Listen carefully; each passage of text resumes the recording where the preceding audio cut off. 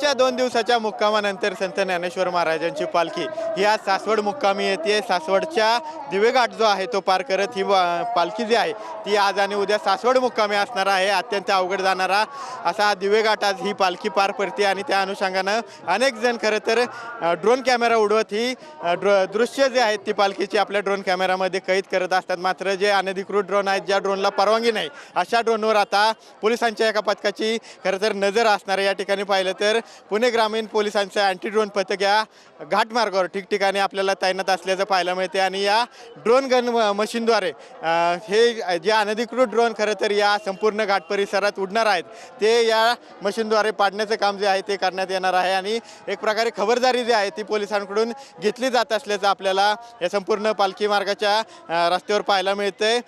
कशा प्रकारे पोलीस बंदोबस्त ते सुद्धा आपण पाहतोय। कुठल्याही प्रकारे वारकऱ्यांची गैरसोय होऊ नये यासाठी मोठ्या प्रमाणावर पोलीस बंदोबस्त सुद्धा या ठिकाणी ठेवण्यात आलेला आहे। त्याचप्रमाणे जे खरं तर अनधिकृत ड्रोन, ज्या ड्रोनला परवानगी नाही असे ड्रोन सुद्धा या ठिकाणी अशा प्रकारे अँटी ड्रोन पथकाच्या माध्यमातून पाडण्यात येणार आहेत। कॅमेरा पर्सन अभिजित पिसेसह विनय जगताप, TV9 मराठी, दिवेघाट, पुणे।